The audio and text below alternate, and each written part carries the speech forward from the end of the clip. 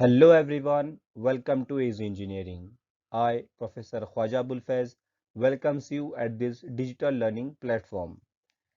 आज के सेशन में जो पॉइंट हम लोग स्टडी करेंगे वो हमारे प्रीवियस वीडियोस से रिलेटेड है। वो वीडियोस जिसके अंदर हम लोगों ने स्टडी किया था कि सरफेस हार्डनिंग या केस हार्डनिंग किसे कहते हैं। उसके बाद हम लोगों ने स्टडी किया था कि सरफेस हार्डनिंग के टाइप्स यानी कार्बोराइजिंग एंड नाइट्राइडिंग प्रोसेस किसे कहते हैं और किस तरह से उन्हें परफॉर्म किया जाता है।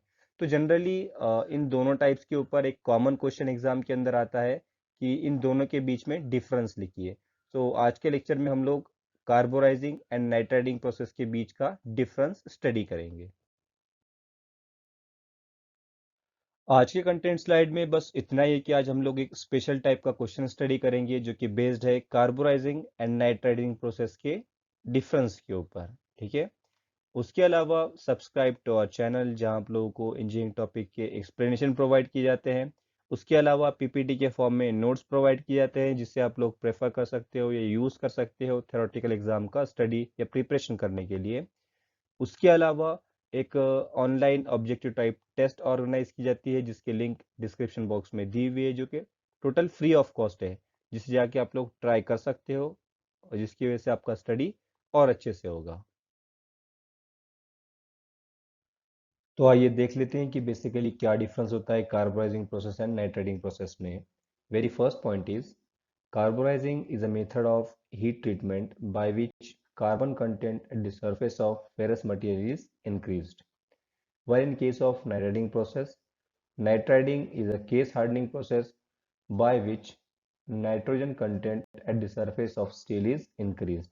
तो सिंपली क्या होगा कि कार्बोराइजिंग प्रोसेस के अंदर हम लोग कार्बन का परसेंटेज बढ़ा रहे हैं मटेरियल के सरफेस के ऊपर। ठीक है। और नाइट्राइडिंग प्रोसेस के अंदर नाइट्रोजन का परसेंटेज हम लोग इंक्रीज कर रहे हैं। हमें बेसिकली करना क्या है कि हम बस सरफेस जो है मटेरियल का उसे हार्ड करना है और इंटीरियर जो है या फिर कोर एरिया जो है उसे सॉफ्ट ही रखना है। ठीक है। तो कार्बोराइजिंग के अंदर क्या होगा, कार्बन कंटेंट इंक्रीज होगा और नाइट्राइडिंग के अंदर नाइट्रोजन का परसेंटेज इंक्रीज करेंगे हम लोग। Next point in carburising process is high temperature is near about 930 degree Celsius. मतलब हम लोगों को ऑस्टेनाइट फेज के अंदर इंटर करना होता है। ठीक है। तो हम लोग जैसे ही कार्बोनाइजिंग प्रोसेस करेंगे तो उसके अंदर हमें जो मटेरियल को हीट करना होगा तो वो हम लोग करेंगे 930 डिग्री सेल्सियस के रेंज के आसपास। ठीक है। And quenching is done.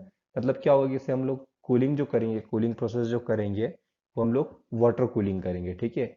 Means material को हीट होने के बाद हम लोग पानी के अंदर डिप कर देंगे ठंडा होने के लिए। ठीक है। अगर हम लोग देखेंगे नाइट्राइडिंग प्रोसेस के केस में तो यहाँ पे जो होगा मैक्सिमम टेम्परेचर की रेंज होगी 600 डिग्री सेल्सियस।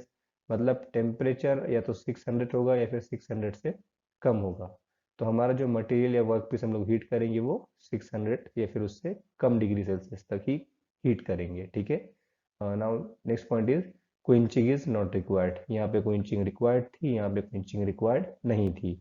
अब यहाँ पे आप लोग दो अलग अलग पॉइंट्स बना सकते हो जिसके अंदर एक पॉइंट में आप लोग टेम्परेचर का डिफरेंस दिखा दीजिए और सेकंड पॉइंट के अंदर क्वेंचिंग इज रिक्वायर्ड और डन, और इधर होगा क्वेंचिंग इज नॉट रिक्वायर्ड। ठीक है। Now next point in case of carburising is hardening and tempering is needed, where in case of nitriding no need of hardening and tempering। मतलब यहाँ पे क्या होगा कि हम लोग ऑस्टेनाइट टेम्परेचर तक मटेरियल को हीट कर रहे हैं, उसके बाद डायरेक्टली पानी के अंदर क्वेंच कर रहे हैं। तो ये मटेरियल जा सकता है मार्टेनसाइट फेस में जो कि बहुत ज़्यादा हार्ड है और ब्रिटल भी है। ठीक है। तो उसे थोड़ा सा सॉफ्ट करने के लिए हम लोग को क्या करना पड़ेगा कि टेम्परिंग वगैरह भी परफॉर्म करना पड़ेगी मटेरियल के ऊपर। बट यहाँ पे हम लोग ऑस्टेनाइट फेज के अंदर नहीं जा रहे हैं तो हमारा मटेरियल नियर अबाउट मतलब उतना ब्रिटल नहीं होगा जितना इस केस में ब्रिटल होगा मटेरियल। ठीक है। तो यहाँ पे हमें हार्डनिंग या टेम्परिंग वगैरह करने की कोई ज़रूरत नहीं होती है। ठीक है। यहाँ पे हार्डनिंग करने की या टेम्परिंग करने की ज़रूरत होती है, यहाँ पे ज़रूरत नहीं है। ठीक है। Next point in case of carburising process is this process is very simple and inexpensive. Okay. ये प्रोसेस एकदम सिंपल है करने के लिए और इसमें खर्च भी कम लगता है, पैसा कम लगता है। ठीक है। सिंपली क्या था, कार्बोराइजिंग प्रोसेस के अंदर चारकोल पाउडर वगैरह हम लोगों ने एक बॉक्स के अंदर भर दिया था और उसे मटेरियल के साथ रख के हीट किया था। बट नाइट्राइडिंग प्रोसेस जो है ये थोड़ी सी कॉम्प्लेक्स है और एक्सपेंसिव है। अब कॉम्प्लेक्स क्यों है? जैसा हम लोगों ने स्टडी किया था कि हम लोगों को एक अमोनिया का सिलेंडर रिक्वायर्ड होगा, एक एयरटाइट बॉक्स रिक्वायर्ड होगा, तो उसके बाद हम लोग अमोनिया गैस उस एयरटाइट बॉक्स के अंदर रखे हुए वर्क पीस पे से पास करेंगे और बबलर के अंदर डिस्चार्ज करेंगे। तो ये थोड़ा सा प्रोसेस टेक्निकल है, इसलिए ये कॉम्प्लेक्स है, उतना सिंपल नहीं है जितना सिंपल कार्बोनाइजिंग प्रोसेस है। ठीक है। और एक्सपेंसिव क्यों है? हमें एक पूरा का पूरा सिलेंडर चाहिए अमोनिया गैस का, उसके लिए अलग से पैसा लगेगा, एयर टाइट बॉक्स चाहिए, बबलर चाहिए, वटेवर। तो इसके अंदर थोड़ा सा खर्च ज़्यादा होगा as compare to carbonizing process. Now last point in carbonizing process is grain refinement is not necessary. Okay. और इधर होगा नाइट्राइटिंग प्रोसेस के अंदर before nitriding grain refinement is necessary. तो यहाँ पे ग्रेन रिफाइनमेंट नेसेसरी क्यों नहीं है?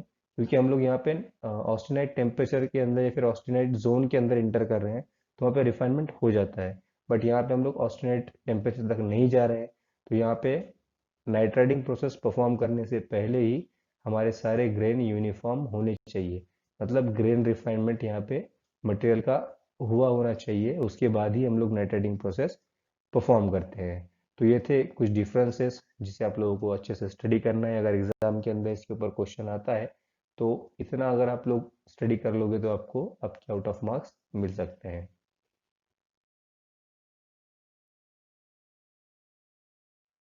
So in this way, we have finished our today's topic, which was based on difference between carburizing and nitrating process.